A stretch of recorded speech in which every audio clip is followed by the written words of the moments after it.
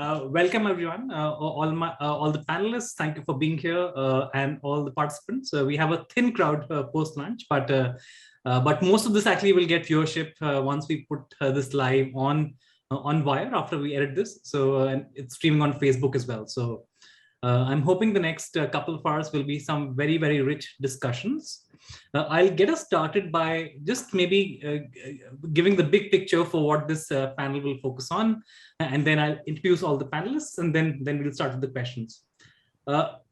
So the Inclusive Schools Festival that Belongg has put together in partnership with The Wire, it's really trying to curate important conversations on the need to have intersectional inclusion in K-12 schools in India. So traditionally, inclusion has been thought of as either socioeconomic inclusion within schools or for students of disabilities and more recently queer students. But actually, if you look at this, there are many students who, because of their identities, they face different kinds of prejudice and bias within the school system, whose needs are not fully met, both in terms of their learning needs, also in terms of the social needs in schools.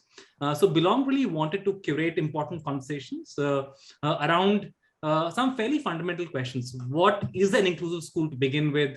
What does inclusive pedagogy and curricula look like? How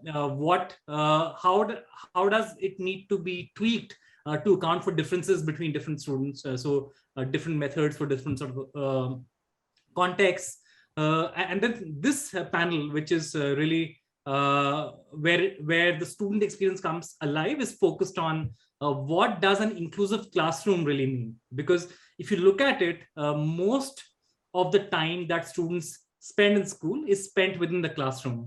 At least it used to be before sort of COVID hit us. So we're going to sort of interrogate some questions around what does inclusion in a classroom really mean? What are the challenges that students face right now when it comes to their classroom experience? What needs to happen differently going forward? What do different actors, including teachers, including the school administration, even fellow students, what do they need to start knowing and doing differently for the classroom to become more inclusive? So this conversation is going to focus on the slightly more sharply defined boundary of the classroom, but perhaps the most important topic after all. Really excited to have a fantastic panel with us. So I'll quickly sort of introduce the panel, and then we'll jump right into questions. Very pleased to have Tha UK from Myanmar dialing in. Tha is a physiotherapist and the founder and director for the Eden Center for Disabled Children from a village in Chin, the poorest and most sparsely populated of Myanmar's ethnic states. He's a tireless fighter for the rights of children with disabilities and has led a range of ecosystem level initiatives in Myanmar around inclusive education for children with disabilities. And these include a daycare center, community outreach programs, training programs, and more. Welcome, Tha. Next, we have Jija Ghosh. Jija has co-founded two organizations, Ebullience Advisors, which consciously moves away from the charity model of disability, and also the Inclusive Infinite Foundation, a non-profit that strives to empower people with disabilities. Jija is a disability rights researcher and activist, feminist, parent, writer, scholar, and trainer. Her lived experience of disability and of standing up against discrimination and injustice is at the core of her work and insights. She holds leadership roles at the Indian Institute of Cerebral Palsy and has been a program and project consultant for various other organizations, including Kriya, Save the Children, and Tarshi. Jija is the recipient of multiple awards, including the Shri N.D. Diwan Memorial Award for Outstanding Professional Services in Rehabilitation of People with Disabilities by the National Society for Equal Opportunities of the Handicapped, and the Role Model Award from the Office of the Disability Commissioner, Government of West Bengal. Welcome, Jija. Next, we have Pratya Malkar. Pratya is an educator and a teacher coach working with the Barefoot Education Foundation, Mumbai. She has worked as a fellow with Teach for India, Delhi, and also as an educator in an all-girls school. Pratya understood the role of sensitive pedagogy in the classroom, and this motivated her to start the project Educators for Equality to build gender-inclusive classrooms. Her areas of research are teacher training, school leadership, adult learning, and she likes to network with people and to design transformative learning experiences for them. She believes that every individual deserves equitable experiences and opportunities, irrespective of their identities, and she feels that all teachers should bring in intersectional lenses in order to create meaningful spaces for children. Welcome. And last but certainly not least, we've got Shreya Jain, who, after pursuing her dual degree course in chemical engineering and an MBA from NMIS Mumbai, left the pharmaceutical industry to start Reservoir. And drawing inspiration from her brother, who has autism, she entered the field of neurodiversity and realized how India lacks the resources for this community. She spent time in New York while working with the Global Autism Project and learned about global opportunities and best practices for inclusion. Shreya's latest adventure is an interactive learning platform for kids with learning differences to learn with avatars and cartoon characters in a safe space. Welcome, Shreya. I've already sort of started. I did provide some context to this panel, and I don't sort of think we should spend too much time other than that. What we'll do now is we'll sort of go around the so-called table, and I'll request all the panelists to maybe one by one introduce their work briefly and also talk about why this topic is personally meaningful and relevant for you. Maybe we can just go alphabetically. So if I can invite Jija to come in first, then Pratya, and then Shreya, and then finally Tha. Jija, please go ahead. Yeah.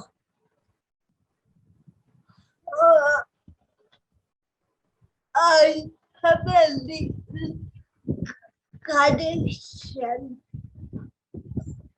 I now work with Enable India.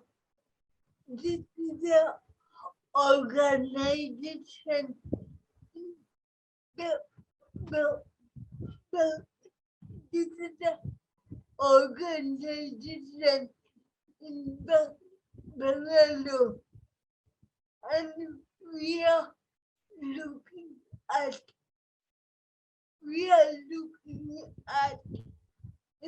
employability of persons with disability.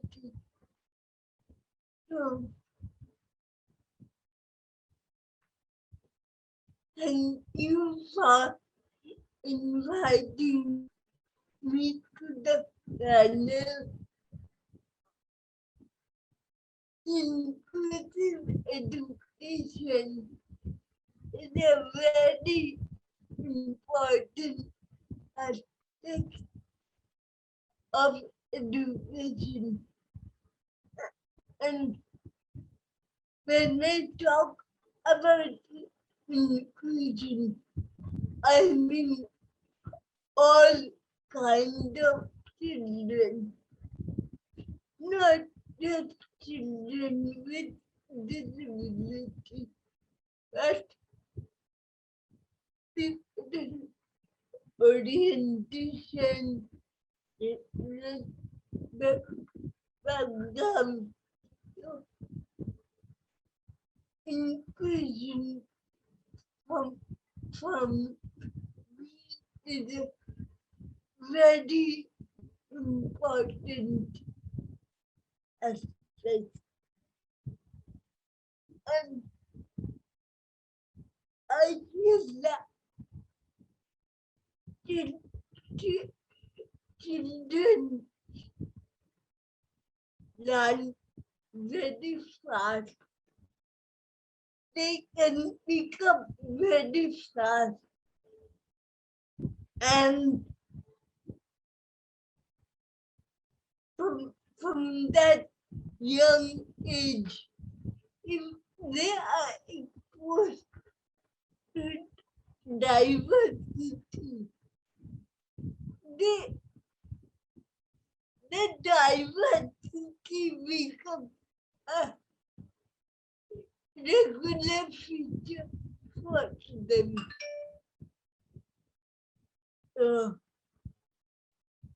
I think inclusion is like very, very important. Thank you.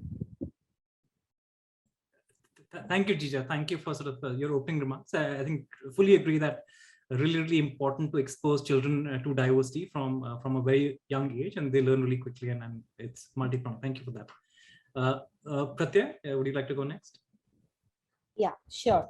Am I audible? Yeah.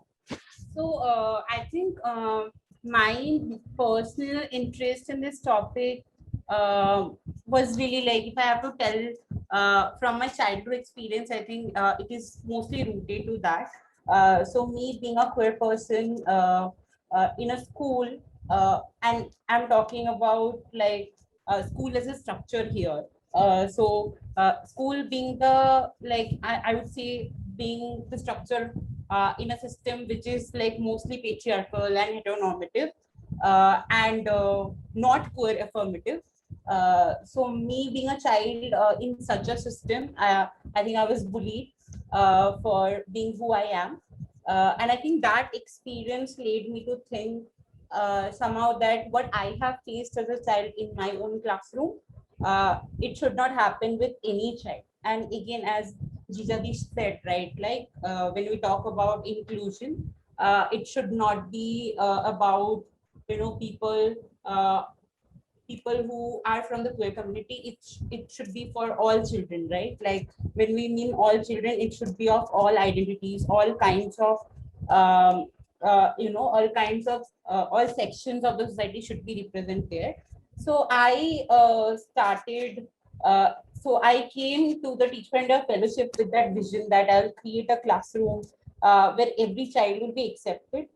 And while working in that classroom only, like in my fellowship, so I was teaching in an all girls classroom, as you already shared, right? So I saw that some of the teachers were also not in the par with the concept of inclusion. So I thought, like, I really need to work with children if I have to like work on inclusion and diversity. But if I have to really make an impact in the space, I need to also work with adults. That is teachers, school leaders, principals.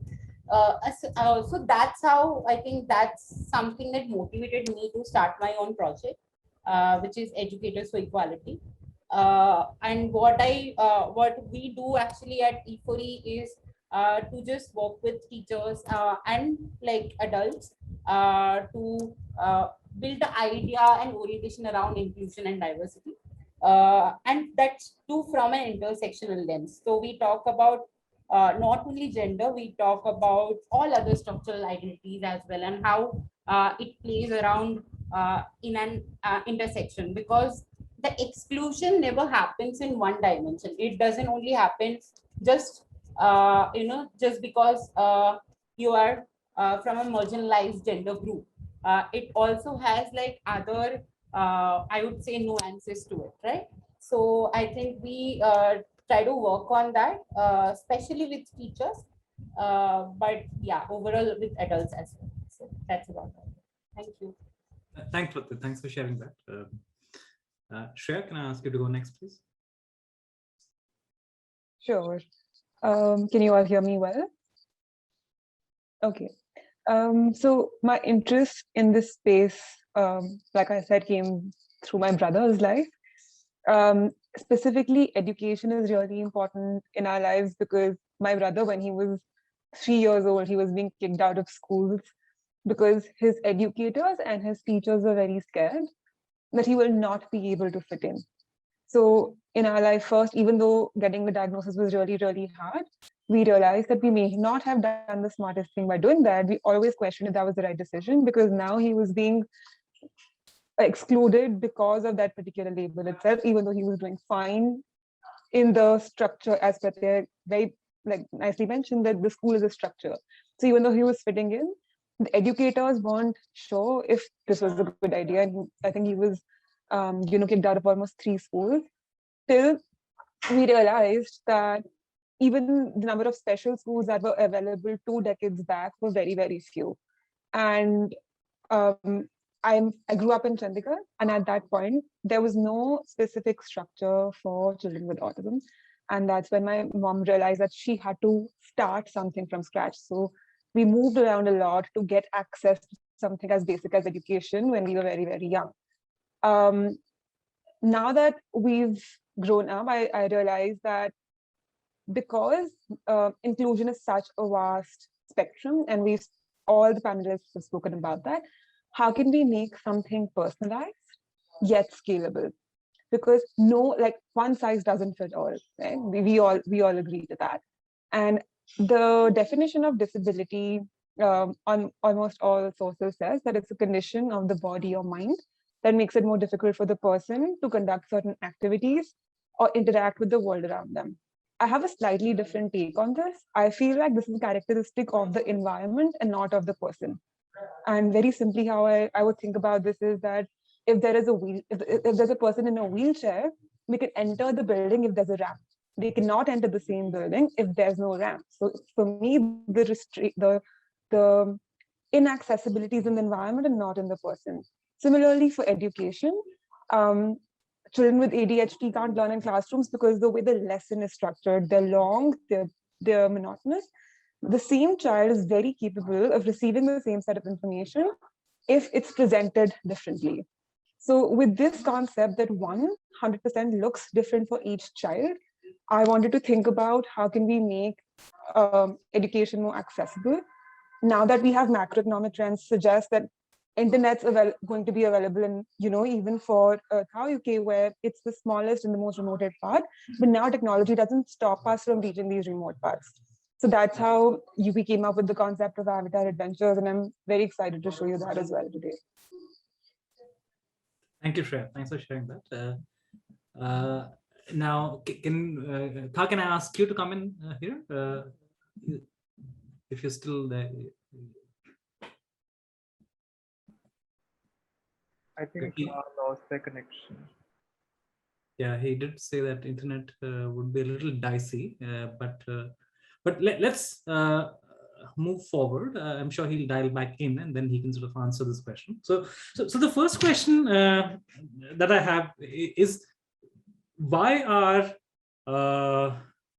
classrooms important? Why is it really important to think about inclusion in the classroom? Right. The previous panels we've had so far have talked about the school system as a whole, the need for the school system, policy, etc., to be inclusive. We had different panels which talked about pedagogy, etc. But now coming to the actual physical site of the classroom, or the digital side of the classroom, as we've been experiencing over the last year, why is it important for the classroom to be inclusive? And according to you, what does that even mean? What does an inclusive classroom really mean? So in no particular order, popcorn style, whoever wants to sort of start. I can quickly go first. That's okay. I think for me, a classroom is important because this is the only time when you spend so much time in this proximity with people who are different than you. I think classrooms are important because they help you shape your perspective. This is the time that you can learn to embrace other people's perspectives in a safe space. I think after that, there is no control to the narrative. Here, there is somebody who can help you understand, help you navigate these differences better. Yeah, no, absolutely. I think I can go next. I think for me, I feel that classrooms are really crucial here, because this is the first place where a child goes just when they're developing, I think that's the first space and first space where they're interacting with the larger world. So I think classroom in that way is very, very crucial and important for every child. Other than that, if we have to see it from a systems lens as well, right? Classroom are the smallest unit of education. So if we need to bring a change, or like if we need to work on, for say education system, it's a very big word, right? But we need to start from a very small unit, and that is classroom. So I think real change starts from there. So I think that's why classrooms are very, very important. Thank you.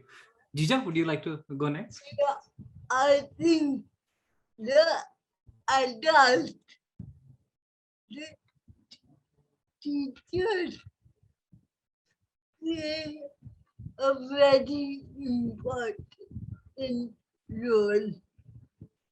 How inclusive a classroom can be. If the teachers are themselves inclusive, they have the right attitude. The children or the student can invite that attitude. And I think whatever diversity, the respect for diversity is important. Respect for difference, and that which can be only taught by adults. The training of adults is very critical.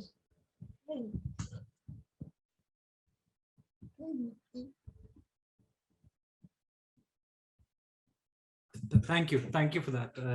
I think the classroom as the site where the teacher has the opportunity to sort of almost transmit inclusion as an attitude to children. That's really important.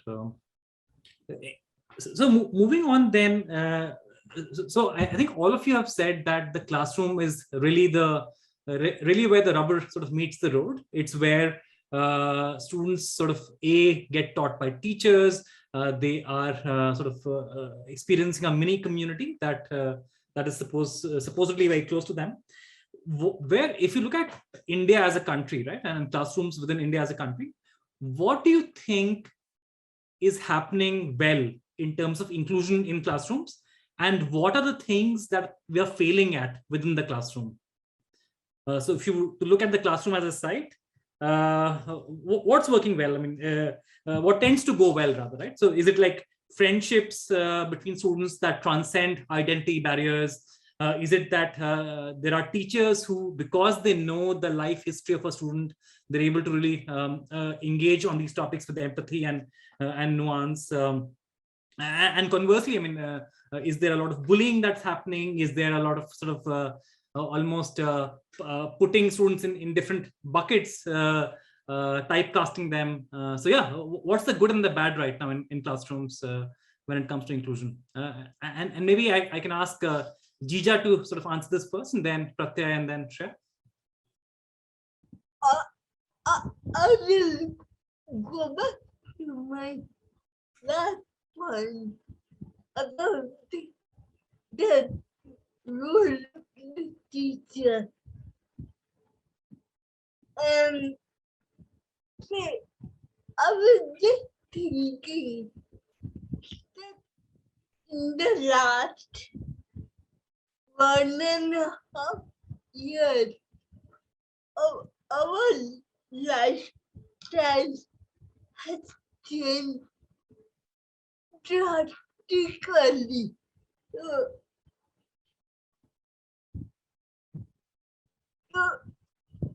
we had talk of home-based education for people with disability.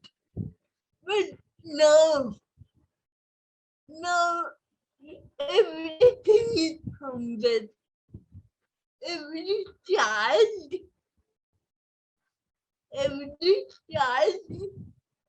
doing that home-based education. So this can be a learning for us. I know this is not a very good situation, but we can take the learning from the situation that home-based education is not just for children with disability. It can be anyone and everyone. And if we can apply this principle even after the pandemic, I think we could include more children. I know technology is an important factor, and we have to reach out to the last child in the remote village. So how we reach out, how we divide that technology is up to us. I think if we want to do it, we can do it. That's us. Thank you for that. Thank you. Almost what lessons can be harvested from this very special time, and so that we can actually be more universal in this approach. Pratya, according to you, what do you think classrooms are doing? What do you think naturally happens well for inclusion in classrooms? And then what do classrooms generally do very badly? I think in terms of like what is happening, like what is good about Indian classrooms, recently what I'm seeing a lot happening is the focus on social emotional needs of children.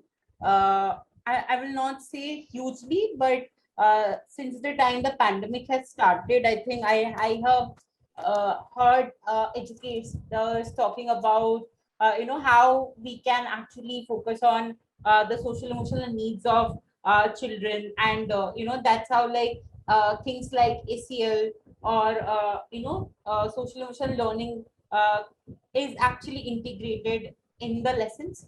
But in terms of bad things, I would like, there are a lot of things that we can actually work on and be better. First of all, I think the differentiated support. I think we as educators and adults, I think we need to really understand that each child, whoever comes to our classroom, has different needs, has a different background, and has like different history of being grown up. So I think acknowledging that first is really, really important, and that's how designing that support for them in a differentiated manner is really, really important.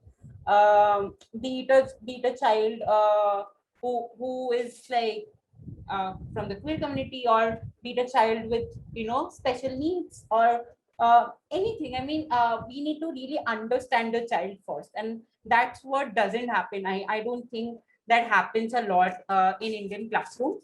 And obviously, as you said, right, like bucketing and boxing, what we have seen the majority of children doing, we expect that all child will be like in that manner, and all of them will be similar.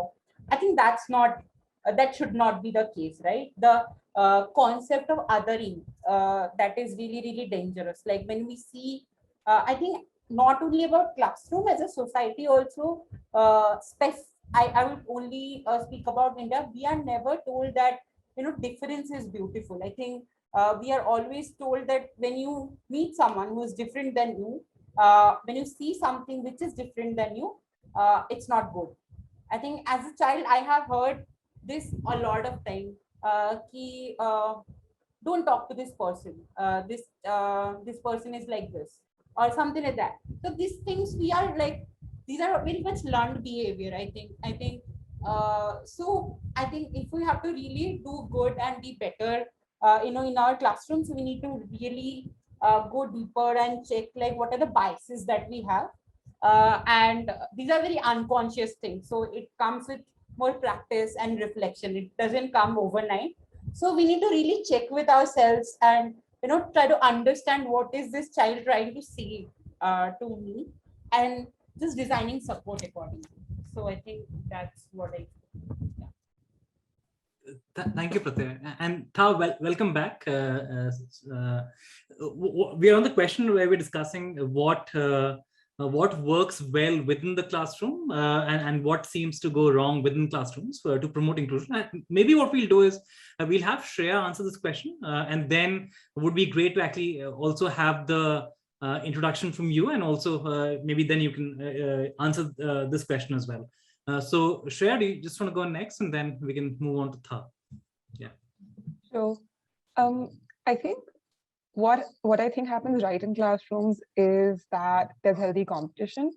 I also think it lets kids stand up for themselves, and ultimately that in a way prepares you for the real world.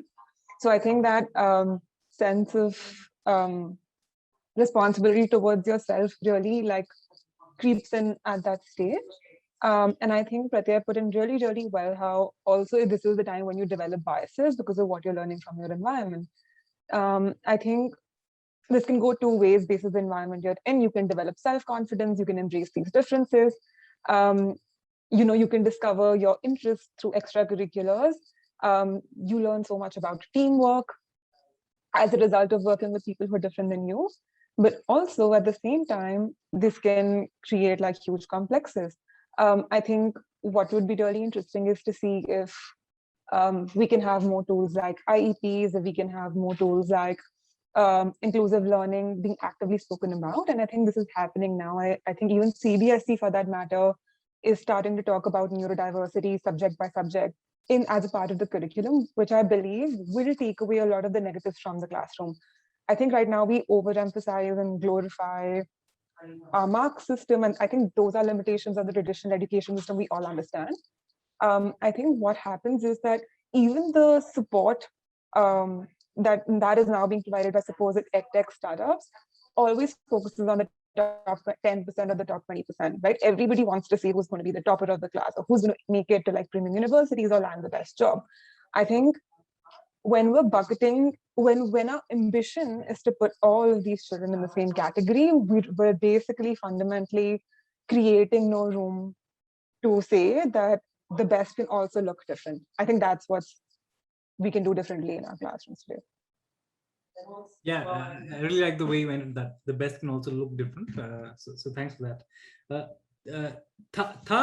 Can you just maybe begin by introducing yourself, your work, and why inclusion in schools and in classrooms is personally meaningful for you? Okay, can you hear me? Yes. Okay, so sorry for inconvenient causes. Internet connection from my site is so poor, and then now heavy rain in Yangon. I'm Tao from Eden Center from Yangon, Myanmar. Nice to see you all. Let me introduce myself. My work, Eden Center, was established by me and one of my friend. She is a special education teacher. We established in 2000. In 2000, our country is under military dictatorship still.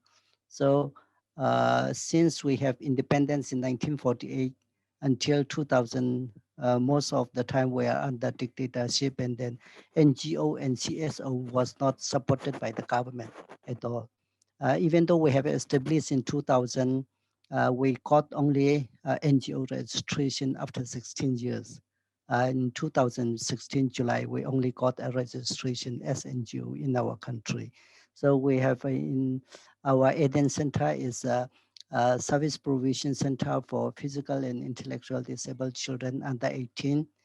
We provide rehabilitation, physiotherapy, and education, uh, special education. Eden is the first private daycare center in the whole country in Myanmar for physical and intellectual disabled children.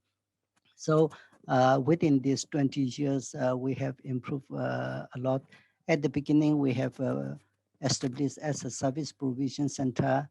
By after 5 years, we have also awareness and advocacy, disseminating social model of disability in the country, especially after I have a chance to learn social model of disability in UK in 2004 and 5. So and then starting from 2014 to until today, we have a chance to advocate for legislation and policy because the new elected Aung San Suu Kyi government start ruling the country in 2016. Before that, 2011 to 20 is a semi-democracy. So during that time, we have a chance to advocate and uh, raise our voice for legislation and policy regard to right to education for children with disability. The first disability-related legislation was approved by the parliament in 2015.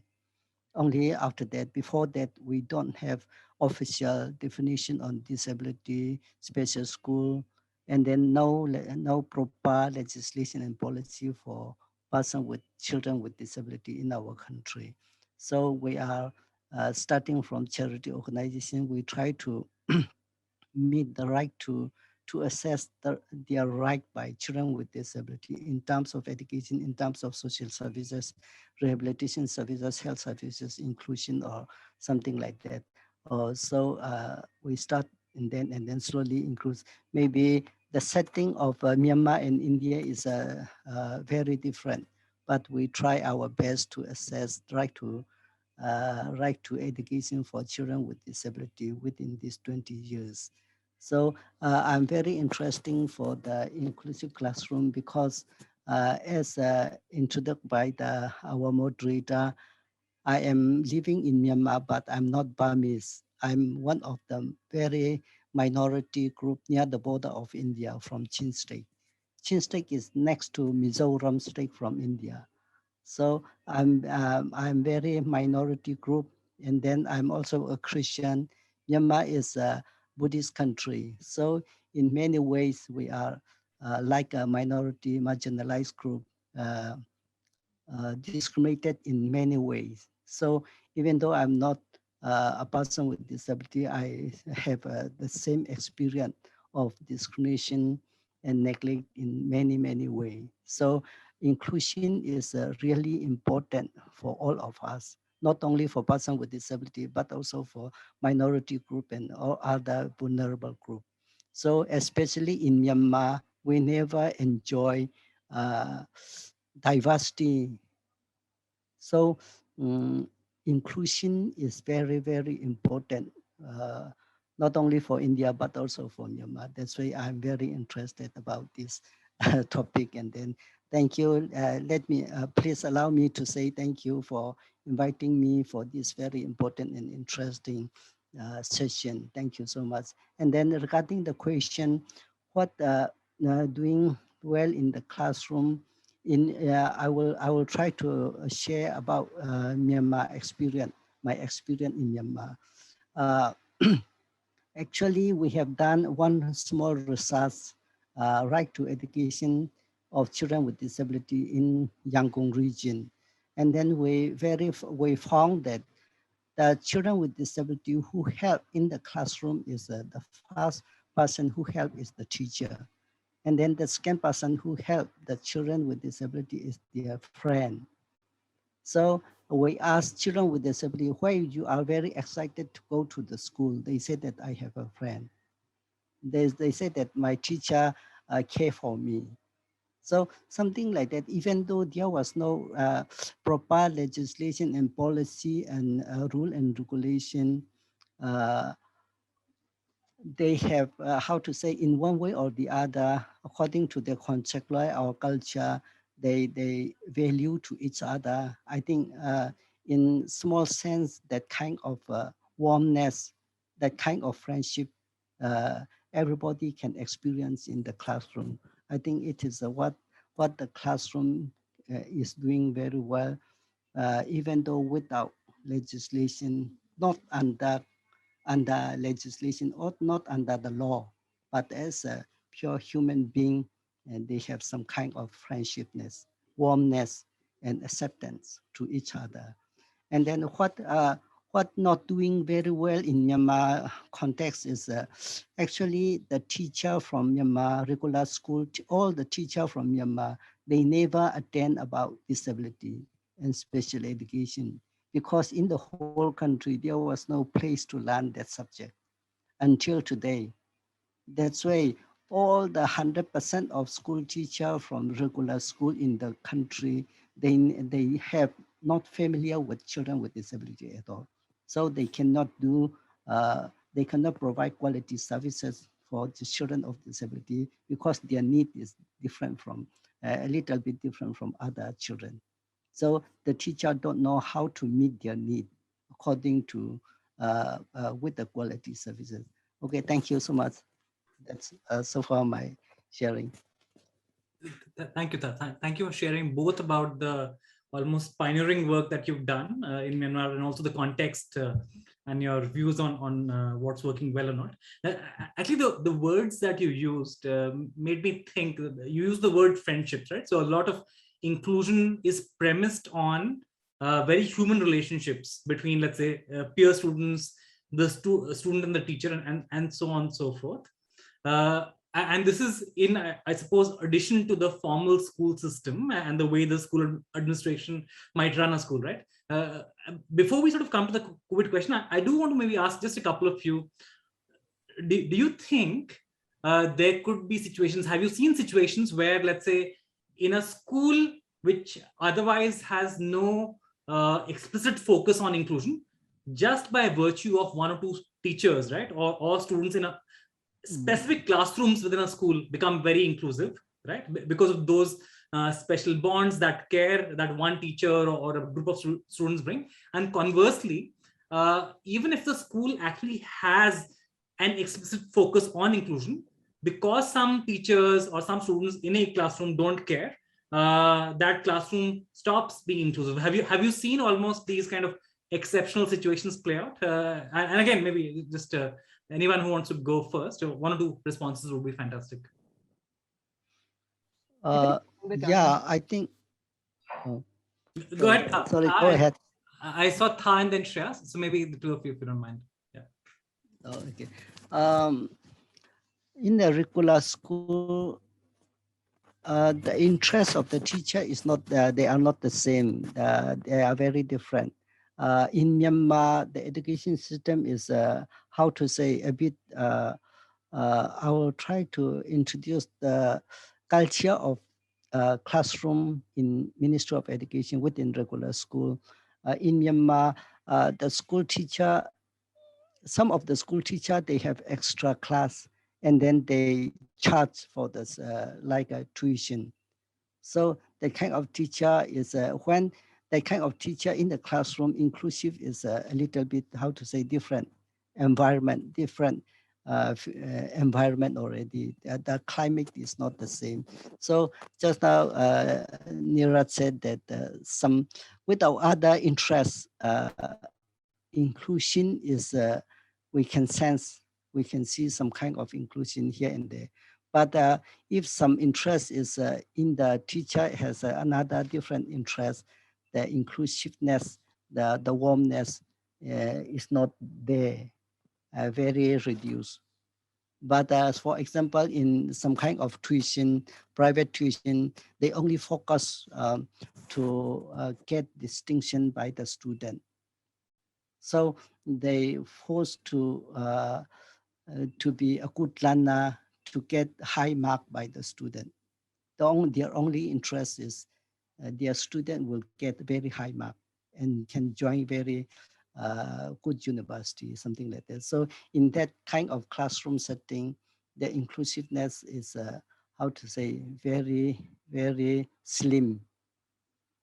Yeah, okay, thank you. That's all. Thank you. Shreya, you were saying something. Yes, I think I think inclusion is, it's very, very dependent on people. I think it's a very, very personal thing. And the fact that it's an inclusive classroom doesn't really mean that it means inclusion for everybody. I mean, I've seen classrooms where children are supposed to have lunch together because they need to understand how to share their meal, but just because the instructor wasn't sensitized enough, she didn't realize that a lot of kids did not have the motor skills to eat their own food. So the entire purpose of the exercise was completely defeated.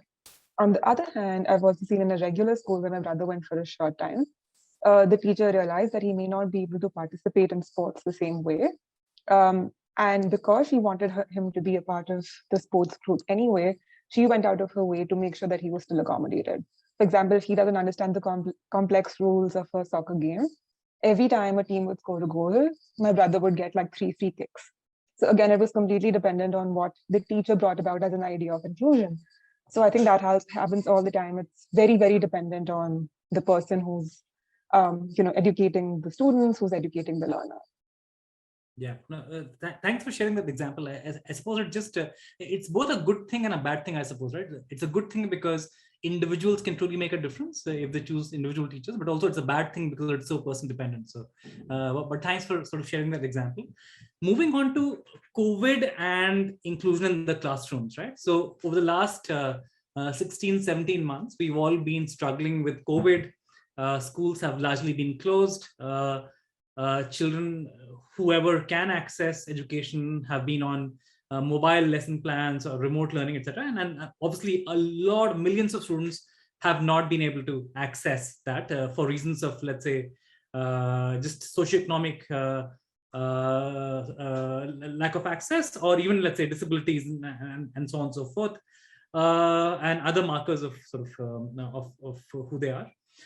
From your vantage point, what has this done to inclusion in the classroom, right? So do you think it has, is there something that we can observe around how the last 15 months have been, and also let's say going forward, the immediate future, the next maybe 5-6 months, what can we sort of detect things that have happened both for the better or for the worse? And maybe I'll start with Jija, because you were talking about this in response to the previous question. So can you just give us examples of what might have shifted in classrooms in the last 15-16 months? Yeah, I was talking about this last 1.5 years. For us, the life has changed. What worries me is what is happening in the remote areas. I really don't know. I have no data, but this is what I gather from my colleagues and friends, that teachers have learned the technique of teaching children via virtual classes. In the beginning, I remember in March or April 2020, we were really worried. How will our children our children with disabilities manage with this virtual platform. But the feedback I am getting that children are picking up very fast and they are kind of enjoying the virtual platform because they can see their friends, they can see their teachers, and that is an outlet for them. So that is one of the positive things. But the negative thing is children are forgetting it's social life.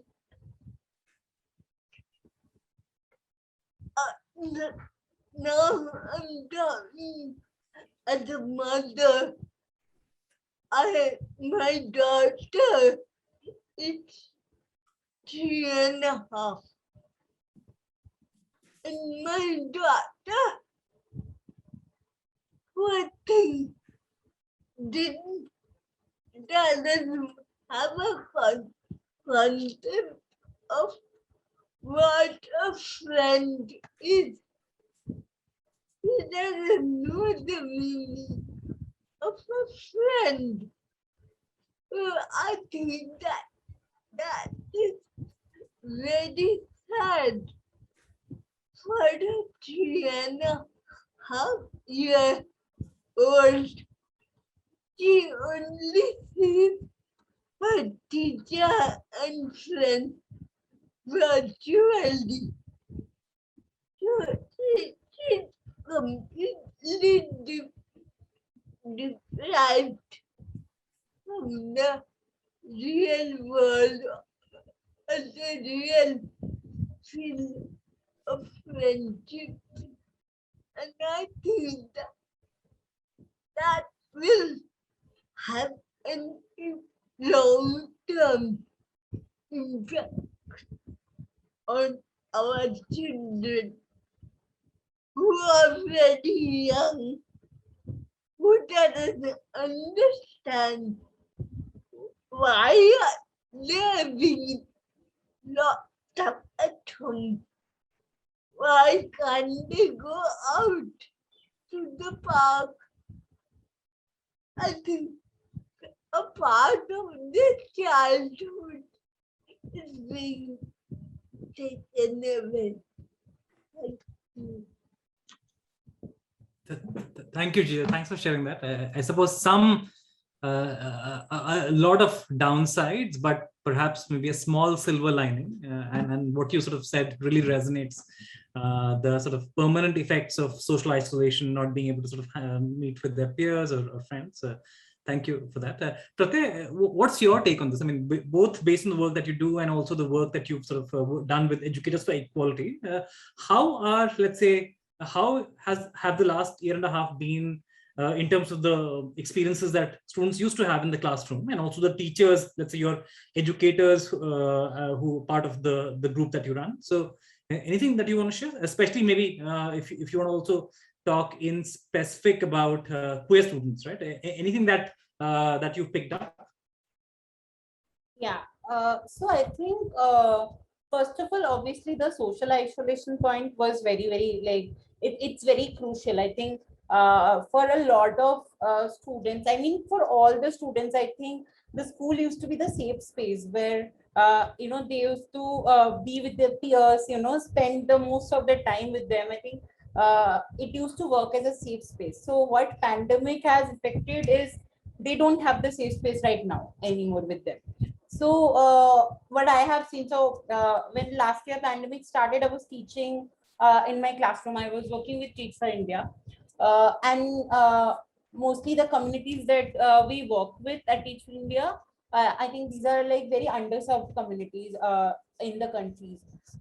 So I could see like I think the pandemic started and the lockdown happened in like 22nd of March last year, and I think within 25th or so, mostly the higher income schools, then other schools, they started with online teaching and learning, right? Where like a lot of our students at Teach for India that we teach, I think they don't have like a dedicated device for them to just attend online classes. So I think that was one of the major issues that we dealt with.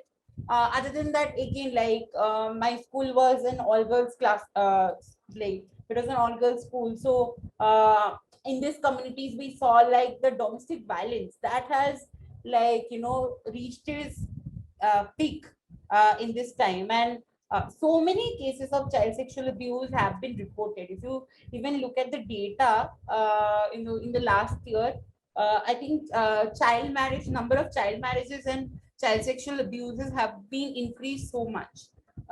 So I mean, this is gonna like this is the long lasting impact. I mean, we all know like what kind of trauma this incident can actually create in a child's life, right?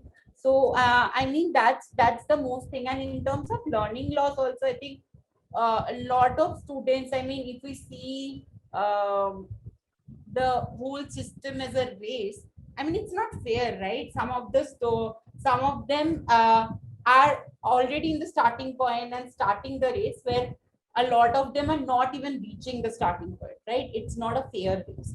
So how can we create that? I mean, if you ask me, I see inclusion in that way. I mean, if we talk about firstly children with autism or with disability, or queer children, like children who are already having this burden of marginalization with them, it's not fair for them, right? How can we expect overnight for them to shift to a newer medium and adapt and just expect that everything will be all right, everything will be like okay? It's not gonna be fair, right? So I think that's something I have observed majorly happening.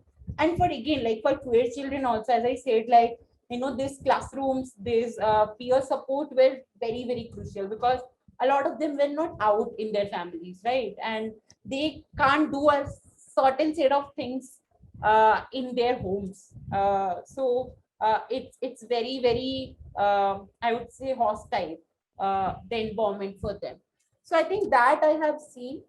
In terms of educators, I think obviously, like again, I think now I say like since this time pandemic has started, we all started working from home. It's not work anymore. There is no balance between personal and professional. So I mean, it's not work from home anymore. I say it's sleeping at work. So I think for teachers also it became very very difficult. And a lot of the times when especially like what I face, I think with my children, I used to get a lot of calls that this is all happening in the community, and we don't feel safe. It also has an impact of the educators, because we are dealing with humans, they are dealing with emotions, and uh, a lot of time educators are not capable of doing it, right? Like educators are not mental health professionals, but they are dealing with such trauma that they have to, because they are the first person who, since like if we feel like if they are able to create that space for the children will come to them and talk about it to them. So they have to have that equipments to actually work on that. I think these are the things that I have seen. Yeah. So Great. Thanks for that, Pratya. Shreya, anything that you'd like to add quickly? Because I do have some fairly detailed questions for all of you, and I know we're at the halfway point. So maybe a quick answer from you, and then we can jump into the detailed sort of questions for all of you. So I think the flip side is something that I think I second all the points that have been raised. I think for me, the positive side of this pandemic is that I think we're all forced to take digital solutions more seriously. I think before this pandemic, I think nobody thought that therapy, especially for neurodiverse kids or learners, could be done online. Every time that idea was suggested, it was without any second thought, it was completely shut down. And I think now that's completely changed. And I think the transition is extremely hard. But I genuinely believe that digital solutions will transcend the problems of inaccessibility. It'll change the supply demand issues that we currently have, and how services are so fragmented. I think with this we can reach, we can solve cultural barriers, we can solve language barriers, and we can actually make solutions more accessible.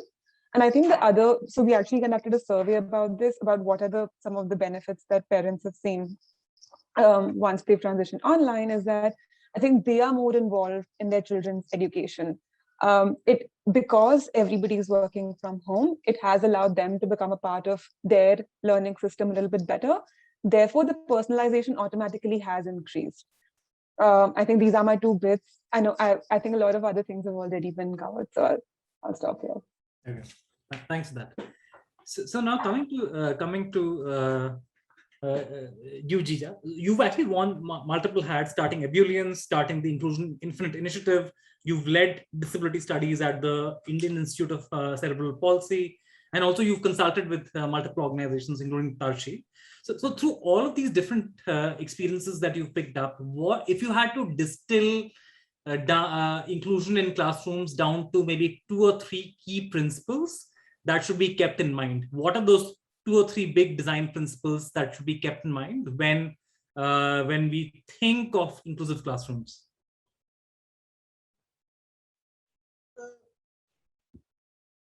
For this question, I will go back to my student. I went to a mainstream school when I was in class 11. I went to Lamartine, and what I say about that was many years back. The concept of accessibility was not there at all.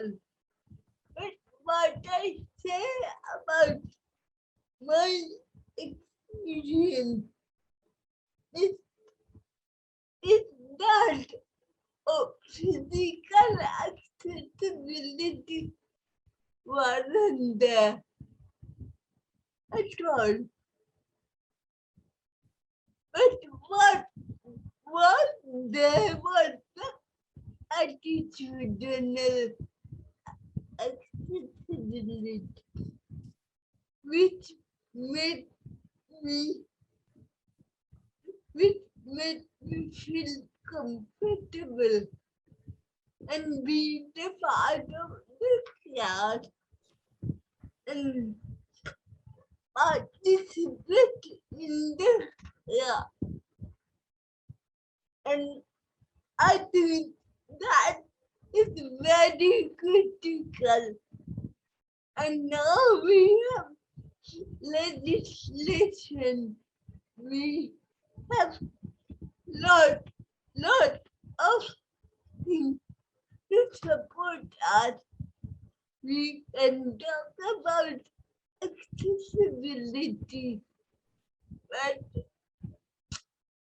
a little, as you said before, unless we have that right kind of mindset for inclusion, we can't actually value the word, put a value to the word inclusion.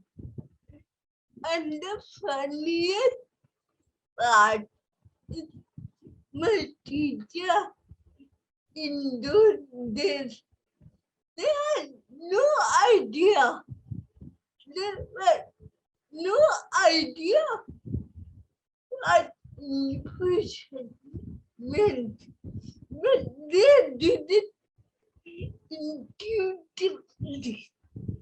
They did it from their own attitude, from their own emotion, and which I think is the basic fundamental of including a child with diversity. Thank you.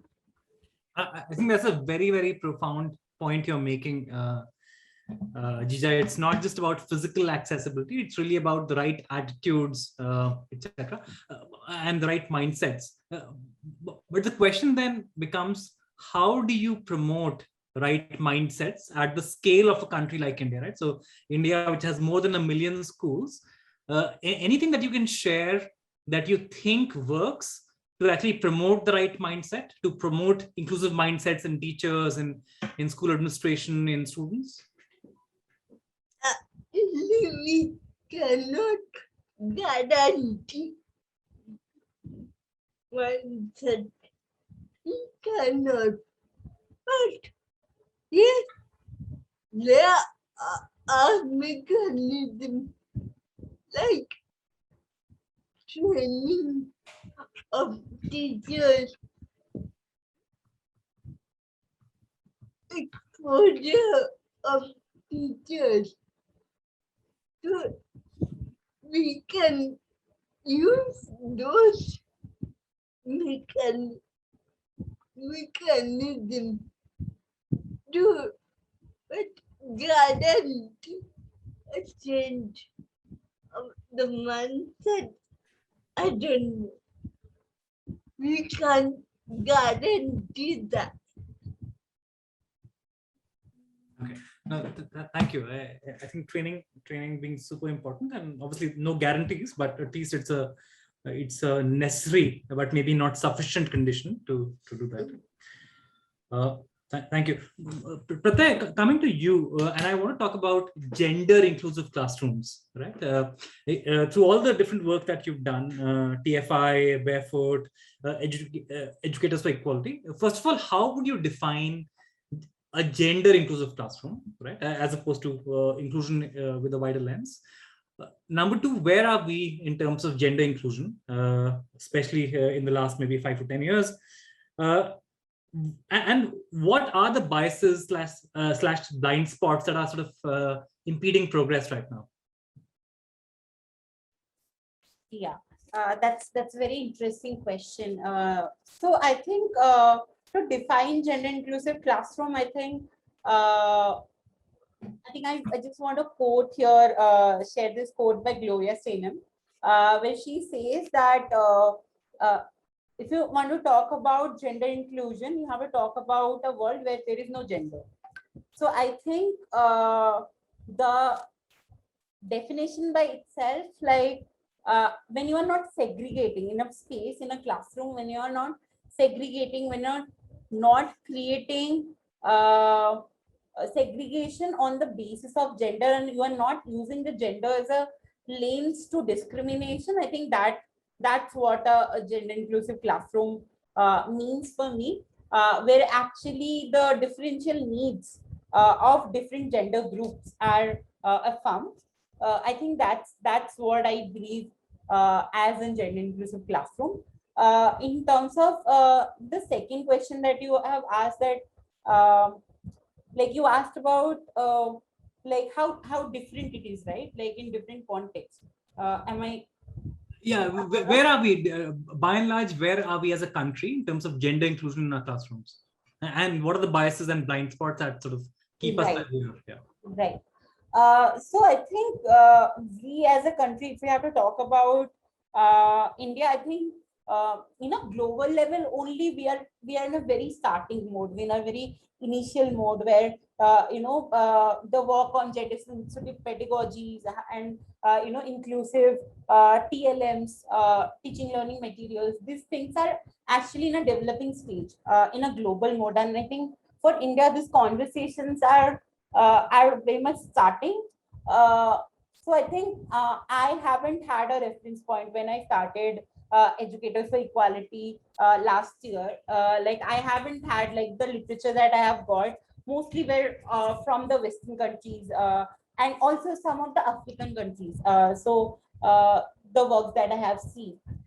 And especially like again, like with students, there are a lot of work, there are a lot of organization in the space as well, who are working with not only gender per se, comprehensive sexuality education, or like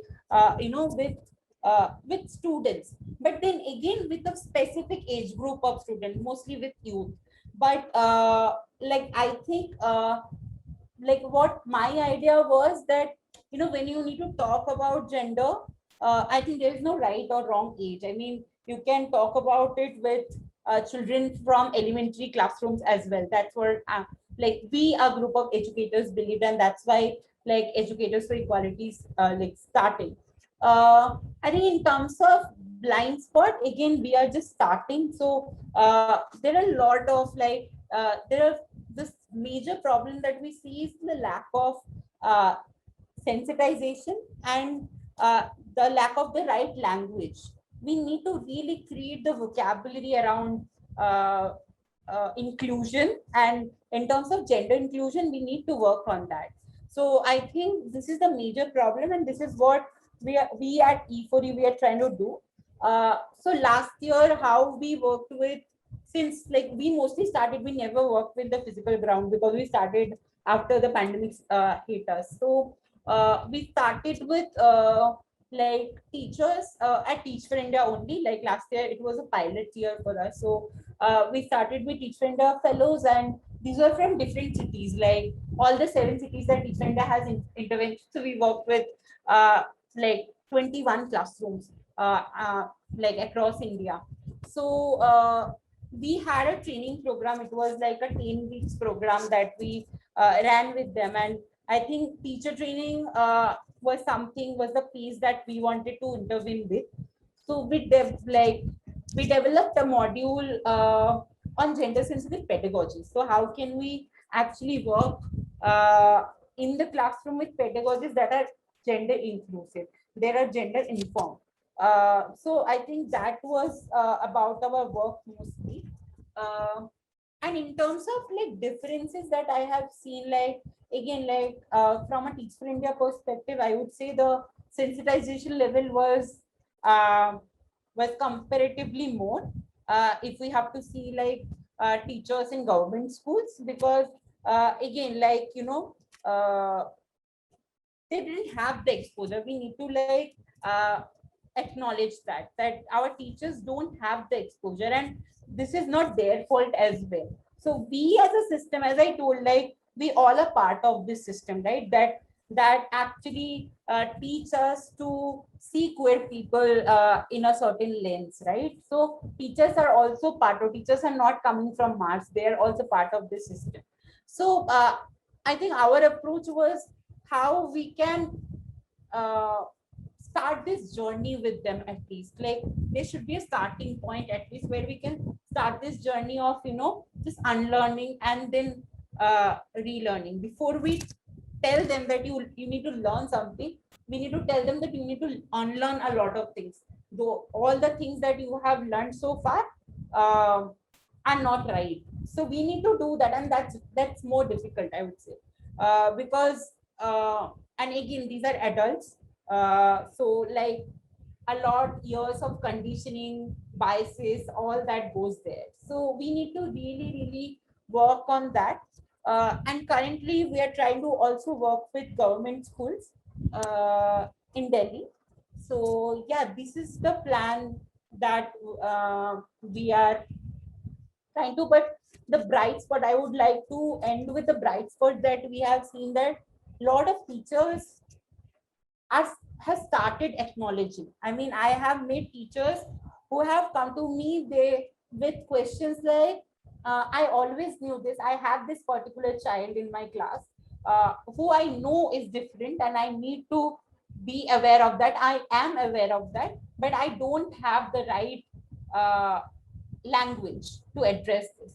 And I think that's where E4E's work come in place, and we try to give and empower the teachers with the right language, with the right tools, with the right pedagogies. So yeah. Yeah, no, thanks for that. I think something you said was really interesting. You said that, look, at the end of the day, teachers are also embedded in society, right? And sort of begs the question, do you think, because schools, like any other institution, they are a microcosm of the larger society, right? And yet there's an expectation both in India and I suppose globally that universities and schools will be really vanguards of liberal thought, of inclusive thought, right? So in India, do you think that schools have become spaces that are actually at the leading edge of the gender equality, gender inclusion kind of debate? Or do you think schools are largely following trends that get set, let's say, by activists and media outside it? I mean, and the answer might be very different for different kinds of schools. But what's your experience been generally? I think, yeah, that's an interesting point. And I guess, like, again, as you said, right, like it depends on the school and which school are we talking about. Again, our schools are essentially very, very different. I mean, each school has their own set of challenges, own set of, infrastructural, I would say, pros and cons. So if we talk about, I know schools who have LGBTQ students groups. I also know schools where boys are like they're usually punished for doing something so-called feminine. So our realities are different. The realities of our schools are very, very different. So we need to also define our audience first, that which schools are we talking about. So that's really, really important. Secondly, I think at the same time, I mean, as we are also like talking about schools, we also need to like understand that is it the right time that we are actually bringing this into the system. I mean, we also need to understand, because again, when you are working with the system, it gets, after a point, it gets very frustrating. I would say that you start giving them and there is no responses coming from there, right? So we need to also understand, is it the right time if I like start talking about it, or just I prepare that field first, so that later I can bring those conversations. So I think the preparation phase is also really, really important for schools. So first of all, obviously, just understanding where the school is currently in terms of inclusion, and then preparing them to bring them in a stage where we can start those conversations. So yeah. Thanks for that. Shreya, you are sort of trying out some really innovative stuff, the use of avatars, etc., through Reservoir Project. You've also been with the Global Autism Project. So two questions. First of all, when you look at something like autism or other sort of neurodiverse conditions, number one, how are they different from other kinds of other kinds of students who face exclusion? So how is this different? And number two, why do these methods that you're trying out, why do you think they'd be effective, right? And then maybe you can just talk a little bit about your about the work that you do. And third, do you think there's adequate attention being given to these kind of methods within the Indian schooling system right now? Sure.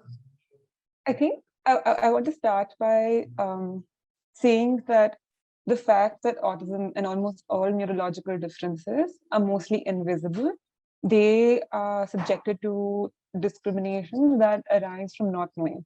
I think Pratya at some point in the beginning mentioned the concept of othering, which I think happens more with the neurodiverse kids because in terms of appearance, they look the same. So a lot of times others, including kids and adults, are not able to understand why they behave differently. I think a lot of these neurodiverse conditions also have associated conditions, say like social anxiety, or often it's said that their social emotional quotients are not in parallel with kids their age. And I think these are points that are very, very crucial to inclusion and academic integration. So looking at social inclusion and academic inclusion together is really, really important, which is where I think schools miss out on.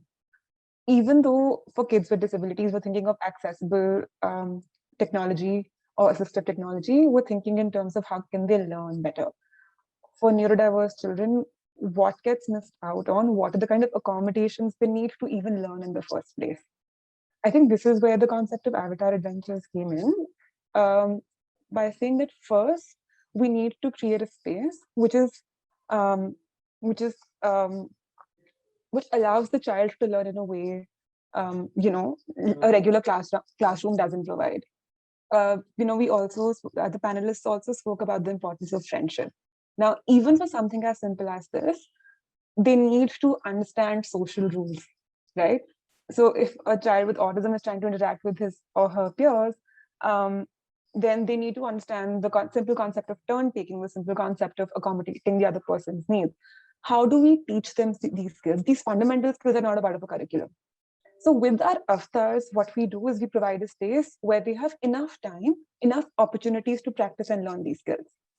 Our avatars have all the time in the world. They're very, very patient. What essentially happens is that a trainer who's either a special educator or a therapist is now presenting themselves in the form of an avatar. So usually what happens is when children are in therapy, they respond because they know they're supposed to respond. There is a sense of authority, there is a sense of discipline in all therapy and learning sessions. Now, instead, what we're doing is we're saying that this is a space where there's more equality. So the avatar is like a child's friend. We're not trying to dictate what the child should do or what they're supposed to behave like in this particular class. That's why we don't even call it a therapy session. We call it like an adventure, we call it like a meeting, or we call it like a class, depending on the learner's age group. What it also allows us to do is personalize the lessons depending on the learner's goal, but also interests.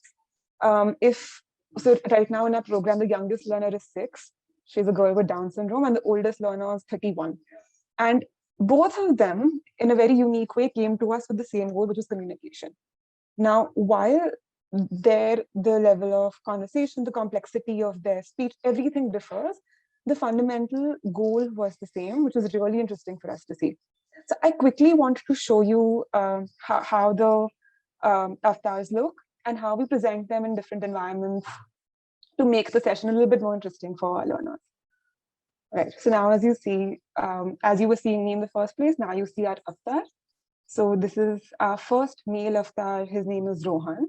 And essentially what he's able to do is present himself in different environments to practice situations that the child might encounter in real life.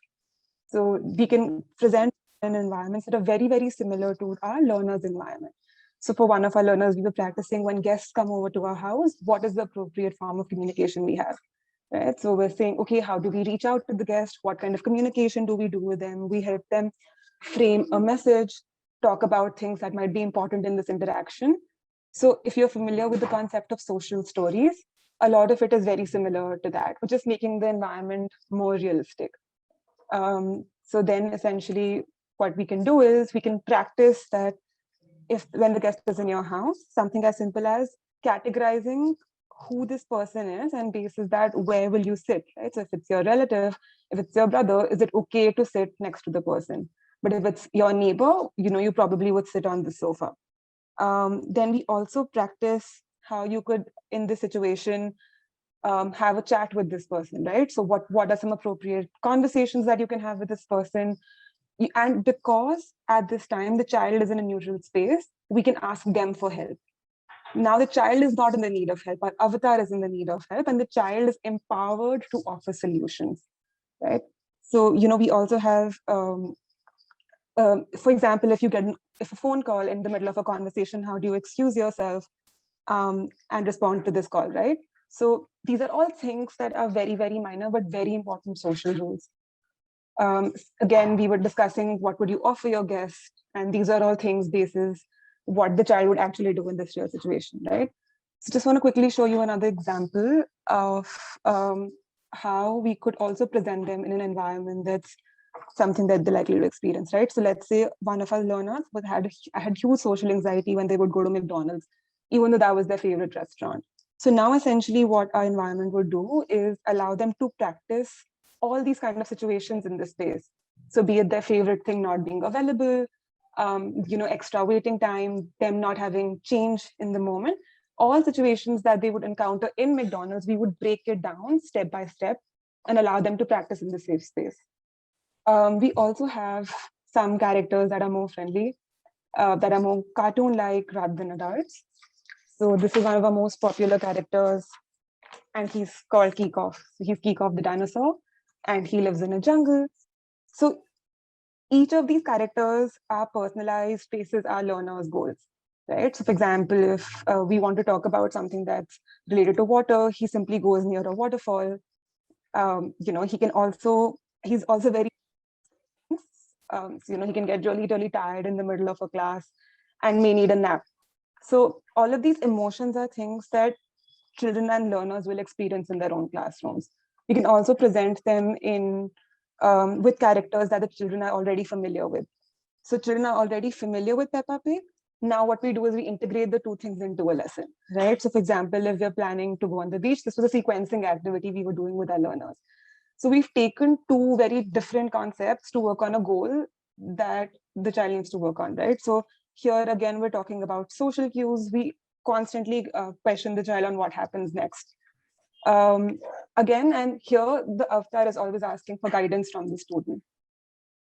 All right, I'm gonna, so there are a lot, so we work with almost like 10 plus avatars at the moment. And the idea is ultimately to create avatars that are more representative, to create avatars who come in for different goals. But essentially what we want to do is create a space where students actually have fun. The pressure of right or wrong is taken away. And I think this is one thing that we found common in all learners, that they found a friend in the avatars. So a lot of times, even outside the session, they're referring to their parents as to what they want to tell the avatar next. So they have something to look forward to. And I think that in itself is like the biggest achievement for us. Yeah, so this is fascinating, Shreya. And one question I had is, if you compare this, you worked in New York with the Global Autism Project, you worked in India, and I suppose a lot of the work that's happening right now is in India. So when you were to compare, if you were to compare how receptive is the Indian educational ecosystem for an effort of your kind, right? Number one, how acutely people understand the need and the fact that might be an experiment worth trying out, versus how something like this would get, let's say, viewed in the US or maybe a country like Finland. I mean, do you think by and large you found a lot of acceptance in India within the school system? Are people sort of keen on trying this kind of stuff out, or do you sort of end up having to do quite a bit of selling for this approach? It's a very unfortunate situation that we're in, but I think we have like a long way to go in terms of acceptance for new solutions, simply because we have a long way to go in terms of acceptance that there is a problem, that the change is required, because our educators think that not educators, but because I think the structure of our schools think that there is no need to change. They don't see why a new solution is to be integrated.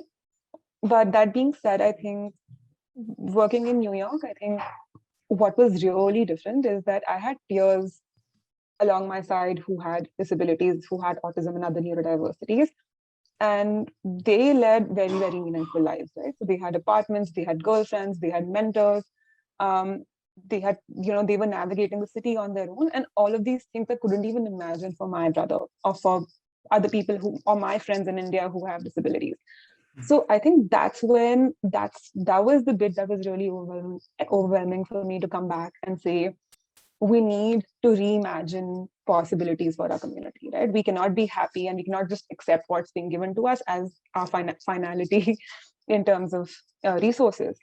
And while we're decades behind the West and countries that are far more accessible and accepting, I don't think we need a decade to catch up. I think conversations like these have now found more acceptance, right? I think one thing that's happened in this pandemic is we're hearing more conversations around D&I, even if it's corporates, even there, at least there's a start there, right? Now you don't need to conduct like a big convention with big budgets to talk about this, which is what our community has been saying from the start. So now that this conversation is gaining momentum, and I think now that we're seeing that um, there is some sort of reflection on how traditional education works. I think there is the momentum will pick up, and there will be more change in our country as well. And again, I think you asked, I think, Pratya, this question in the beginning also, that because a country in itself is so diverse, how do you navigate that change? And I think that's a crucial question to be answered. And we need to understand our audience first. For a lot of these people, you present the solution in a way which they understand it. So a really common example that I give them is that if a child experiences stage fright, right now the only solution that they have is to go on stage. And if they fail when they're on stage, they're never going to go back on. However, if we can give them an opportunity where they compartmentalize the skill set, where they have enough exposure, where they have enough practice, the chances that they're going to succeed in front of an audience increases multifold.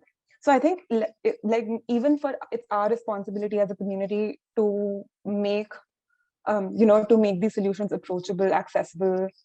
It shouldn't sound. I think a lot of times we get caught up in the jargon as well, and this is something that as a community we take very, very personally, right? So even in terms of, can you call a person disabled, can you call a person special needs, I think these are sensitive things, and I think that it's really important to understand who you're talking to. Like in the beginning, I've been in so many situations where my solution gets completely lost because the other person now has taken complete offense on the use of my word. And there is absolutely no way for me to know which word they would prefer. So I think these are all like softer aspects that we need to be very, very mindful of. But I think platforms like these, forums like these, go a long way in, helping us navigate this. Thanks for sharing that very, very real kind of experience that you must have had trying to pitch this approach. So we're going to move to audience questions in about 10 minutes. I do want to ask Tha a question before that. Tha, if you're still there, I can't see you, but I suppose you're still there on audio, right? Yes, I'm there. Okay, great. So you run the Eden Center, and from what we picked up, it runs a bunch of different initiatives. So there's a daycare center, there's community outreach, there's training programs. Help us understand how all of this fits together, right? So what's the role of these different components and how they all fit together, and what lessons might there be in such an ecosystem approach, right? So there's a very, very I would say high surface area touch point daycare center, and then you have got extension programs. So first of all, just tell us how this kind of fits together in your mind, and then any lessons we can draw to scale up such systems across countries.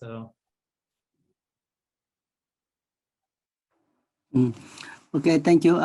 Can you hear me right? Yes. You can hear me right? Yes, go ahead. Yes, host is, yeah, okay. Now, thank you for the question. I think all these daycare service provision, training in the community, and the stakeholder, and then outreach program in the community, all that is like a puzzle. Like a puzzle means our aim is not only to provide access of education by children with disability, where the government has not proper legislation and policy for children with disability citizens in Myanmar. So there was a two aim thing. We are trying to meet the target, like doing all these things. We at the same time we are advocating the government that right to education for children with disability, it should be can only be solved by the political way. Like an aid and small organization even though we try to provide access to education as much as we can, it is not solved for the whole country. Only the policy and legislation can only meet the needs of right to education for children with disability in our country. So daycare center is like they would to show that they have a right. They have a right to education. They have a right to social interaction. They have a right to participation. They have a right to enjoy their childhood. And then in the family, most of the family in Myanmar, ability oriented is still very strong, dominant. Like a medical model is still strong element. Most of the people think that education is no point for children with disability or something like still there. So to show the parent and the community people that they have a right to education, they can approve to a certain level, and they have a lana. We need to meet their need of learning opportunity as a human being. So I think this is a daycare center is like a showroom, a display that children with disability can learn and can improve. They have this is their right. And then training is mostly the training is like other organization, government department, those who are interested to provide education service for children with disability. But as I mentioned earlier, in Myanmar, there was no place to learn about the skill. So we are trying to share our experience and our skill so that other people, other organizations can also help to assess children with disability to assess their education by children with disability. And then outreach program is most of children with disability in the community, they have no chance to access any education and rehabilitation at all. That's why we have implement the various type of disability related projects in community around the country. So this is also some kind of awareness, and then at the same time to support person with children with disability to assess and enjoy their fundamental human right, access to education, access to rehabilitation, access to inclusion, and access to speak out and then openly share their feeling and emotion or something like that. And then not only this daycare and training and outreach, but also we have collaborate with both government sector and other CSO, NGO, and INGO to promote in this area. And then also at the same time, we have also do some kind of research and advocacy work through collaboration with DPO, Disabled People Organization, and other stakeholder as well. This is all these things fit together is the ultimate goal is to have a proper policy to assess education by children with disability in our country. And then at the same time to provide as much as we can to assess right to education by children with disability, where the government are not providing education in the regular school so far. So it is so they then is doing like a part of puzzle. So all the puzzle, if we combine, try to show the picture, clear picture. Even actually the different puzzle is not the same, but all the puzzle come together. It clearly show that right to education by children with disability is very important, and inclusion is the more inclusion is important for not only for the family and community, but also for the country as well. And then in the principle, like in Myanmar, as I mentioned, ability-oriented society, children with disability are always left behind. So right to education is fundamental right. Nobody can excuse, nobody can deny their rights. So everybody need to join hand together to support for this inclusion, to be inclusion. And then to give the message that all are learner. We have a chance to, they can only reach their maximum potential if we provide proper assistance, proper support, if we provide their learning needs. So this is also some kind of awareness and some kind of, how to say, strengthening collaboration among all various kind of stakeholders. So I think this is, to make it short, like a country like always under dictator government, always never think about inclusion, or never think about right to education or right of person with disability. I think we are just the beginning to make awareness in our community, not only to community, but also to the government. The government always changing and not stable. Last 10 years, we think that the government is stable. Now, at the moment, we are in the darkness again. So we don't know where we will go, and then where the day will be done, and then we start from the beginning again. We don't know yet, but we will always try to stand with this marginalized group, and then as a part of the community, and then we'll always fight for the right to education and inclusion in the community and equal terms. Thank you. Thanks, Artha. Thanks very much. So I think we just about have time for a couple of audience questions. So there's a question that Pooja asks, essentially, if you're a teacher and you don't have too much experience, formal experience on engaging with topics of inclusion, what are one or two simple things, basic tips that I should be keeping as mind when engaging with diverse students to join who join my class? So maybe Pratya and Jija, if you want to go and answer this question. Pratya and then Jija. Yeah. Yeah, I think not having a formal training it's totally all right and okay. I think for starters, what we can do is just to understand from the child, if the child is in a stage where they can express themselves and can come to you and tell you that this is how I want to be addressed as, or like this is how I want to be. These are the things that I want you to do. I mean, as an educator, if there is a request from the child, I think you can just follow that, and just have those conversation and keep the communication channel with the child open, so that there is, I would say, the communication happens between you and child. So communication is the key.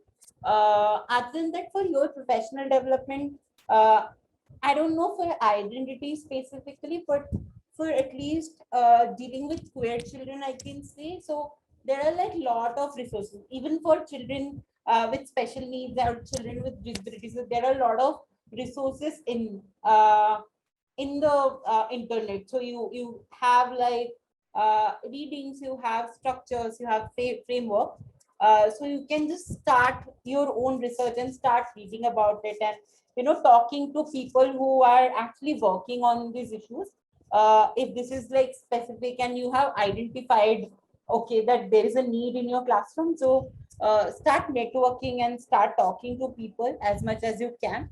And also, like, I mean, there are like a lot of professional development programs as well as available, so you can also attend a few of them. So yeah, that's what I feel. But again, like, communication with the child is really, really important, and just try to understand like where the child is coming from and what is their need. So yeah, that's going to be very crucial. So yeah.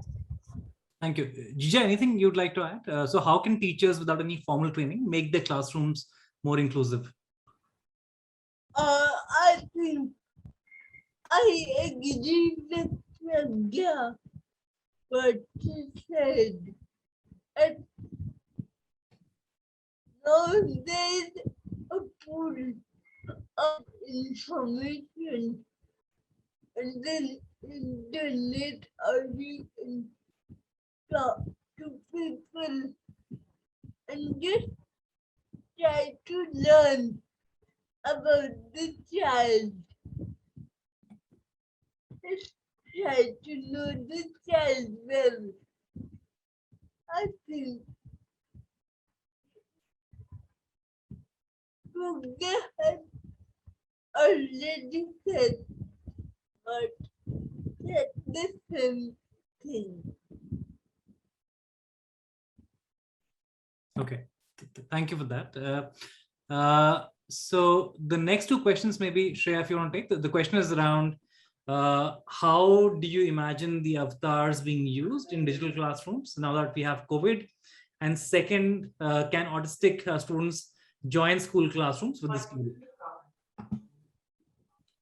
So I think this tool can absolutely be used in digital classroom. The fact that your environments, your lesson plans can be integrated with this tool can be one way. For example, any resource, right from a PowerPoint presentation to a JPG to a video can be integrated with this tool and used as a learning material.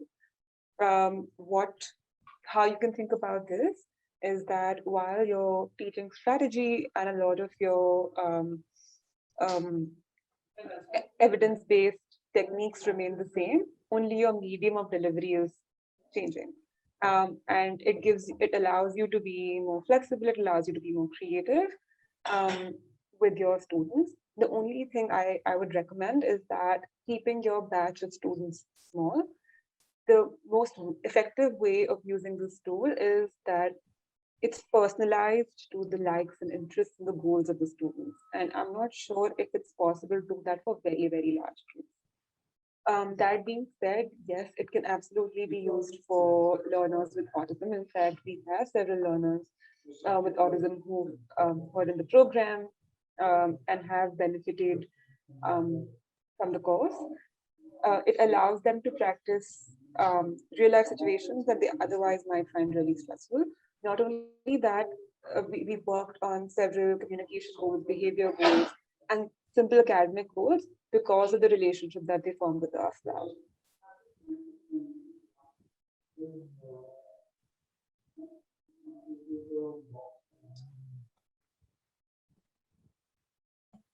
Sorry, thanks, Shreya. Thanks for that.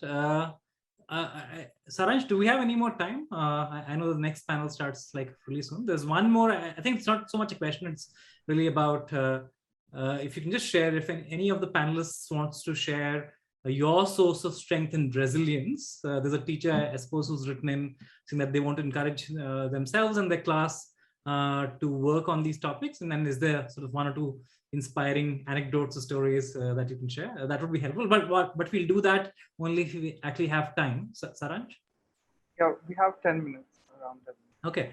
Yeah. So maybe one or two of you who just want to share what your source of sort of strength and optimism and resilience really is, and how do you sort of derive just the, the energy to work on these topics.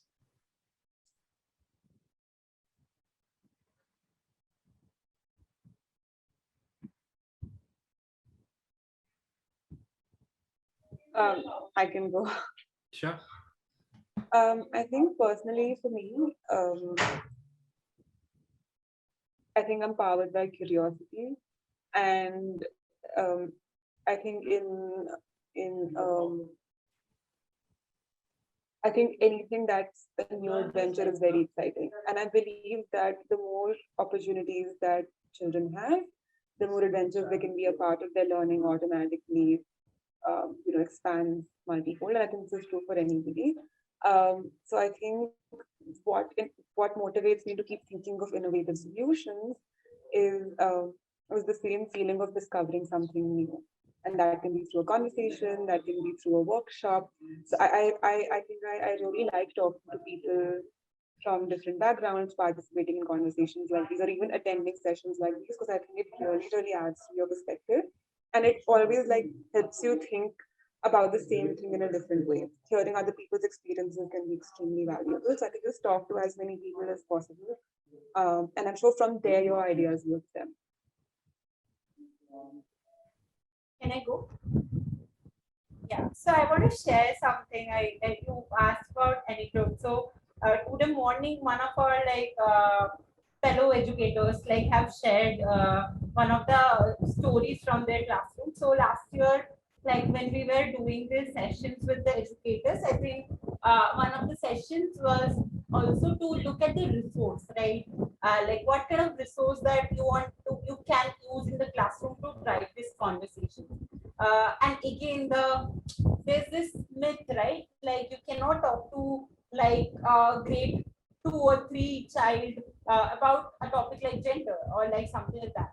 So I think so one of our fellow educators, she has done this amazing work. So a lot of you have seen this advertisement, maybe that where there is this car which is stuck in the traffic, and one person works up. Like this person is a transgender person, and she is a tea seller, and she gives tea to the lady sitting in the car, and the lady offers lady has that, and that offers money, and the queer person, like, she replies that I don't need money, I'm just like giving you because you are stuck here, I'm just giving you chai. And she places her, the person inside the car, she places the person, and yeah, it's like the art. So our educator, like friend, she has shared this video with the class, and just asked it that whatever you like, whatever stood out, whatever stands out to you, just come with that. So it was a writing class, English writing class. So one of the child, I think it's a grade 2 classroom, he wrote like, how can we how we actually judge people before even meeting them, right? Like that's the lesson that they are deriving. I think this kind of stories, this kind of anecdotes actually make me going, and I drive my inspiration from them. Because even a 7-year-old can think about this simple thing. Why can adults be, right? And that's the important part of it. So yeah, just wanted to share that story. Thank you for that. So with that, I think we'll wrap this panel up. There's a fair bit of, it was a super rich discussion. I think we covered a lot of ground. Clearly, we discovered that classrooms are really important sites to promote inclusion. It's not just about the physical infrastructure, but also mindsets. I think mindsets really matter, and individuals can make a huge difference. So teachers and students can make a difference. All of this can get amplified by using appropriate sort of tools and technologies. There's a big role for that. Unfortunately, we're not sort of maybe accelerating that at the rate that those things need to get accelerated. And I think this is all of this needs to come together as an ecosystem. So right from the way classrooms are run, to the way teacher training happens, to the way inclusion gets discussed in a society, because that's what sort of through osmosis starts to show up in our classrooms. Different kinds of disabilities in students show up very differently in their lived experience in the classroom, and hence it's really important for everyone not to get bucketed in just one category. So there are genuine differences, and care should be taken for that. I think I'll just end by sort of saying that clearly there's a lot of progress that's been made, but a fair distance to go. And curiosity, Shreya, to use your word, I think curiosity, constantly learning as a whole education system is going to be really important if you're going to solve for this. So I personally found this fascinating, really learned a fair bit. Thank you everyone for taking time. Pratya, Jija, Shreya, and Tha, thanks very much for being part of this. And thank you all the sort of attendees for being here. Hope you also found this useful. This will show up as both edited videos and interviews on different platforms, including maybe The Wire. So do keep an eye out for that. And then we'll anyway email all the people who've attended the festival with all these links towards the end. And then feel free to share this with people who might find this useful in the way they approach education. So thanks very much. And I also want to thank the sign language sort of interpretation team from Access for All. Thank you. You've been sort of hard at it. Doing this for 2 hours is not easy. So thank you for that. Also, I want to thank Saransh and Pranti from Belongg for sort of being there and making sure all of this comes together very smoothly. So, all right, over to you, Saransh, for the next segment, which is fantastic. I think it's going to be an open mic session with some really fantastic entries from largely students, but also, I suppose, adults. All right. Bye, everyone. Yeah. Bye, Thank you, Neeraj. Neeraj. Thank you so In much for case hosting us. the attendees need to contact you, you can actually like just leave or drop your email IDs or websites, if you're comfortable.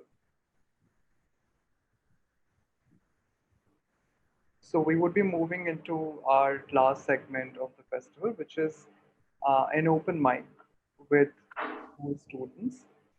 We felt it is quite important for us to actually, bring into the limelight the voices of students, and therefore we are organizing an open mic in which we have invited students to to perform in any format that they like: poetry, monologues, comedy, sing, rap, or other forms of expression. The theme is quite versatile and broad, which is inclusion and diversity in Indian schools. A little bit about the co-organizers of the open mic, Breaking Barriers. Breaking Barriers campaign is a project founded upon the pillars of equality, inclusivity, and non-judgment, and encompasses more than the activism for LGBT rights. It stands for celebrating differences and fostering diversity. It stands for the boundless spirit that each of us embody and the freedom that we deserve. It stands for loving one's own self and living unafraid. It is a campaign run by the Tagore International School, Vasant Vihar. Uh, I would be handing it over to the volunteers from this campaign, our very esteemed students from the school. So over to you, uh, Shaina. Are you taking forward this conversation and Um, explaining more in detail? yeah, can you hear me? Yeah. Is it Yeah, possible for you to Am I audible? switch on your I'm Jia. Hi. hi both? So I will be presenting. Just Okay. a second. You've disabled screen sharing, so I think Yeah. you'll have to give me access. Okay.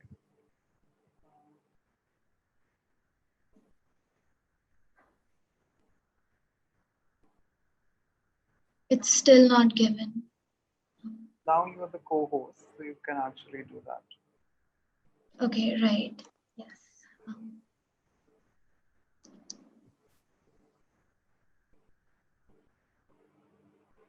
is it visible to everybody? Yes, it's visible. Right. So, hi and good afternoon to one and all present here. I'm Jia Chawla, the creative head of Breaking Barriers campaign, and I'm here with Shaina Shingari. So, first of all, I'd like to say that Breaking Barriers is very honored to be part of such a prestigious event. And thank you, Belongg, for including us in your program. Without further ado, we would like to start with our short presentation. right. Once again, thank you, Belongg, for having us here today. And thank you, Jia, for that amazing introduction. So in the year 2013, our school was a pioneer in initiating its first of its kind student-led human rights campaign called Breaking Barriers. This social awareness campaign was started with a sincere attempt to sensitize senior school students about the LGBTQIA plus community by highlighting and addressing the prejudice against the members of this community through years of stereotyping and social conditioning by society. We at our school believe that the school age is the most important time when the students develop an idea about the world and themselves. This is the foundation stage where they require maximum guidance possible to put them on the right path. We believe in fostering mindsets that respect diversity and are open to the idea of gender equality by all means. We also have a special section in our school library for queer sensitive and gender neutral books. So, Breaking Barriers has sensitized over 4,000 students in over 35 schools ever since its inception. We have truly come a long way, and not only in the terms of awareness that we spread, but also in the terms of appreciation that we receive. Schools have asked us to present for them and encourage them to take up such an initiative as well. For example, XLRI in Jamshedpur. In 2020, we started sensitizing corporates and companies as well. For example, we conducted a session with Amazon in the year 2020. Right. So now that we're on the topic of gender sensitization, how do we hold these sessions?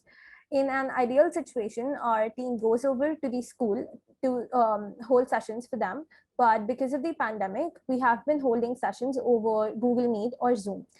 We cover topics such as gender, sexuality, pronouns, myths and misconceptions around the community, and much more. Next slide, please. Our campaign members have attended every single Delhi Pride Parade ever since 2013, and we are the only school there.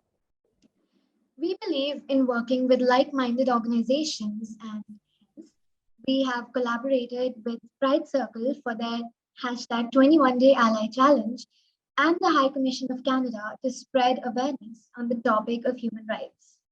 The campaign bagged laurels at 21-Day Challenge.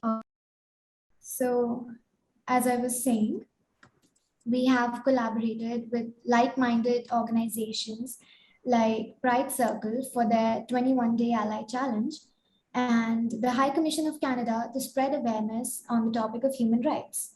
The campaign bagged laurels at the 21-Day Ally Challenge, and one of our campaign members, Shaina Shingari from Class 10, had won the 3rd position in the challenge, which was conducted in the month of June 2020.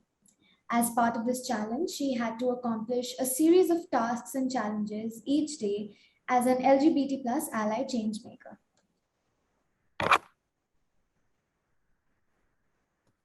Next slide. Right. So, Breaking Barriers is immensely proud to have been featured in one of the top books, Queeristan, which is on LGBT+ inclusion in India. Queeristan is written by Parmesh Shahani, India head of Godrej Culture Lab. The school has been mentioned as a case study because of the awareness it has been creating on gender rights and bullying at school level. After being covered in print media for our human rights initiative, our school now gets recognized in a book which was launched on 20th August 2020. The campaign had been headlined in Times of India for our efforts as well. Stories by Friends of the Queer World is a first of its kind anthology of powerful personal stories by eminent individuals from various fields of life who have stood up and spoken for the community, created safe spaces at home, schools, college, workspaces, and in society in general. Each tale in this book is an inspiration and a motivation. It's a reminder that there are people across the country for whom the aspect of an individual's identity and existence is imperative. Each story conveys solidarity towards the community, and their written experience of realization and transformation into an ally makes this more than just a book. It is a milestone on the path towards inclusion. With respect to the same, Ms. Vedika Saxena, who is our project director, and Shaina Shingari, once again, of Class 10 of Breaking Barriers campaign, they have contributed to this book to voice their opinions on behalf of the school. On 15 September 2015, our school saw the launch of the Thrive magazine, the first international e-magazine for LGBTQIA+ youth around the world, initiated by our ex-students and senior members of Breaking Barriers. As said, India's first LGBTQIA+ rights awareness and sensitization campaign at school level. During the pandemic, our school members have started creating informative posts and videos, which we put up in our social media handles. We have also held drag queen storias in collaboration with Keshav Suri Foundation in 2019 and 2021. And we participate in career job fairs held by the Pride Circle for the LGBTQIA+ and present our initiative to over 500 Fortune companies. So first things first, you need to be thoroughly sensitized yourself to initiate such a campaign. And for that, we recommend NAS Foundation, Kriya, Nazaria, and the Lakshya Trust for this purpose. Read up the newspapers, articles, and anything. Keep yourself updated with the current affairs revolving around the LGBTQIA+ community. And most importantly, compassion. Be compassionate about bringing change in society, about understanding this community better. And it is not going to be an easy road, speaking from experience. Being a part of this community, though, is a huge taboo in India. Make sure that once you begin, you don't quit and you don't give up. Because together we can make India more diverse and inclusive. So this brings us to the end of our presentation. You can reach out to our Instagram handle at Breaking Barriers Campaign for any further questions, or if you'd like for us to present to you or hold sensitization sessions for you. And thank you for being an amazing audience. Thank you so much, Jia and Shaina, for sharing that with us and enlightening us with that knowledge. I'm sure everyone has something to take away from what you guys said.